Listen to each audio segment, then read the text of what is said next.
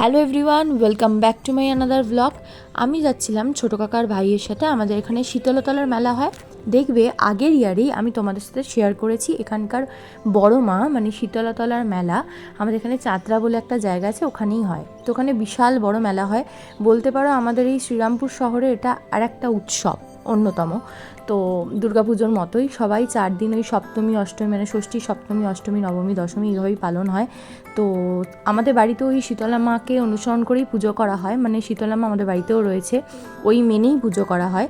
তো এই যে ছোটো কাকার সাথে মেলায় গেছিলাম, এই দিনটা ছিল সপ্তমী আই থিঙ্ক। তো এই যে মেলা প্রাঙ্গণটা দেখতেই পাচ্ছ, এত সুন্দর করে সাজানো হয়।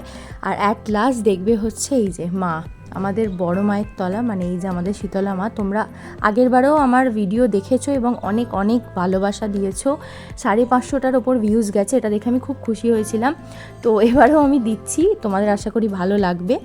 তো এইবার এখানে মেলা মানে এক্সপ্লোর করতে শুরু করেছি। এবার আমাদের বাড়িতে তো শীতলা মা পুজো হয়, তো বেসিক্যালি আমরা ওই কটা দিন নিরামিষ খাই, মানে বাড়িতে পেঁয়াজ কিছুই খাই না। তো সেইভাবে এখানে ফুচকা খাচ্ছিলো। আমি যেহেতু ফুচকা খাই না, কাকা একবার বললো যে একটা খা, তো এই জন্য অনেক বছর পর আমি ফুচকা খেলাম আবার। তো ভাই এখানে কিছু জিনিস দেখছিলো, বায়না করছিলো চাবি রিং কিনবে বলে, তাই জন্য এই চাবি রিংগুলো খুব ট্রেন্ডিং উঠেছে, এগুলোই কিনছিল। একটা মজার কথা শোনো। তো ভালো লাগে লাইক কমেন্ট